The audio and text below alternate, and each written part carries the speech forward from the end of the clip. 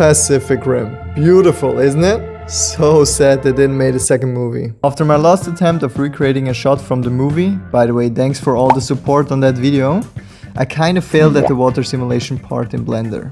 I always felt the urge to try it again, but this time with the industry standard, loved and hated program Houdini.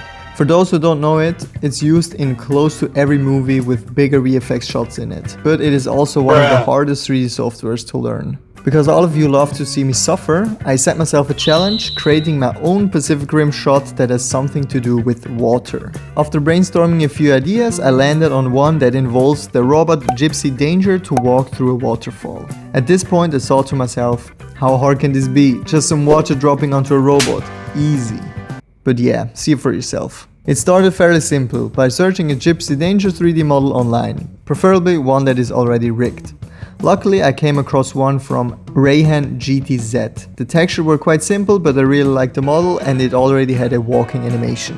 I imported it into Blender and changed the speed of the walking animation because bigger objects always move slower.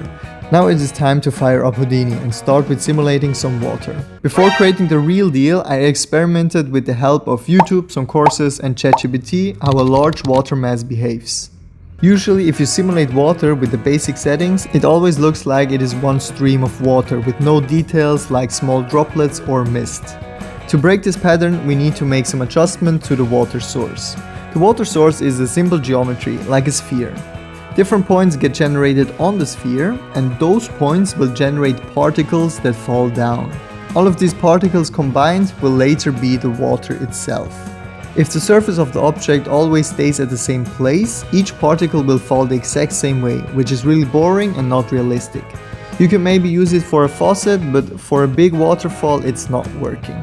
For more turbulence, you can make the sphere wobble, so particles get generated at different places. It not only makes it more interesting to look at, but also more realistic. Before getting too technical, you can add many more layers of turbulence to enhance the look.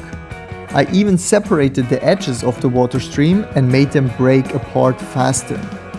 The same as it would in real life, because water particles that aren't connected to a larger part of the water stream break away and fly off.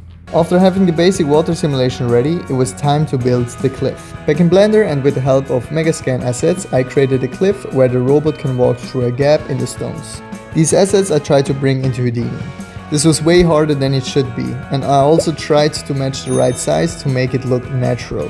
For the source this time I added a tube and placed it at the top of the cliff.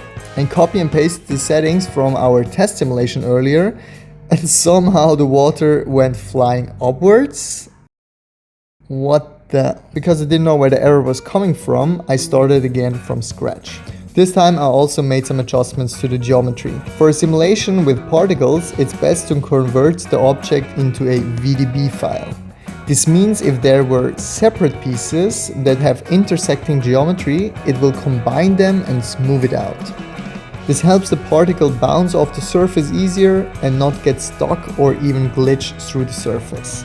With those settings, I let the simulation load for a couple of minutes and boom! There we have it, our first water simulation. Well, not quite. I had to edit the geometry again so the water falls a bit more freely. Time to add in the big boy. The import process is similar to the cliff, and it also needed to be converted. Just a few different settings because the robot moves and the cliff doesn't. It was time to simulate the whole sequence so it gets saved with all the collisions of the cliff and the robot. What you're looking at is the water surface simulation. And maybe you think, wow, we did it, we are done. Nope, because if you turn this into an actual surface geometry, it looks something like that. I know, this is super underwhelming, but the base surface is the hardest part. Now we can work from that. Remember when we added a sphere and simulated particles from it? Now we do the exact same, but we generate particles from the water surface we just created. This is called the white water. That's maybe the part you will see the most in the case of a waterfall simulation.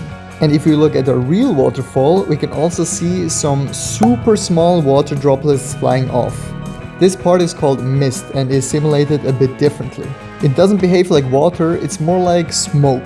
So that's why we also add a smoke simulation with some special settings that drags the smoke down rather than up. These three components are the essential part for a water simulation. If you would want to simulate waves, you have the same components: the water, the white water, and some mist droplets. I love when big objects push through water and have these water masses running down on them. This isn't automatically given in our case, but we can enhance this effect.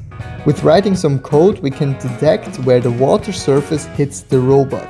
At these points, we will also generate some water particles that run down along the robot for a short period of time. This layer I called sheeting. That the computer doesn't have to calculate all these things over and over again, we can save them. This can take up a lot of space, which is why I made a small quiz for you.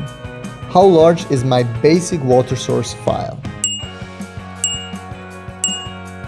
It's 47.6 gigabytes. Now, which of the other simulations is the largest? The mist, the white water, or the sheeting?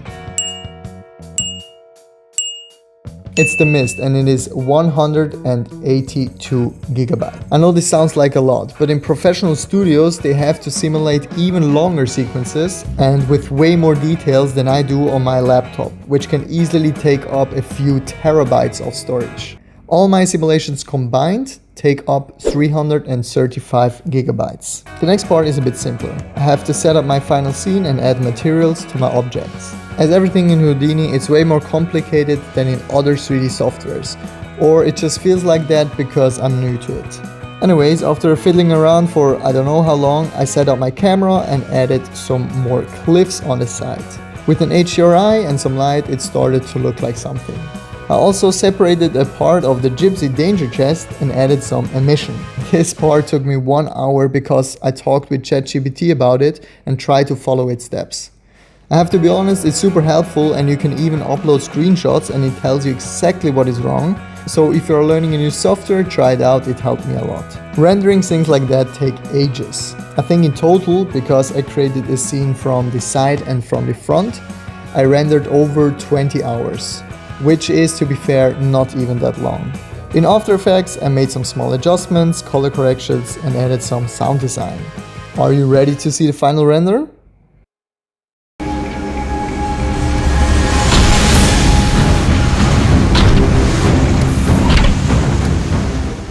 I am really proud how this turned out. I know there are many places to improve the render, like adding more detailed textures to the robot or creating a better environment. But I have to say, after spending nearly 1 month on the water simulation part and getting to know Houdini, I didn't have the motivation to take more time doing that. But I made a lot of progress comparing to my previous attempt, and you can be sure this won't be my last. I would really appreciate a like or even a share if you watched until the end, because this would help grow my channel and I can create more content and tutorials for you. That being said, hope you enjoy your day, and as always, keep pushing boundaries.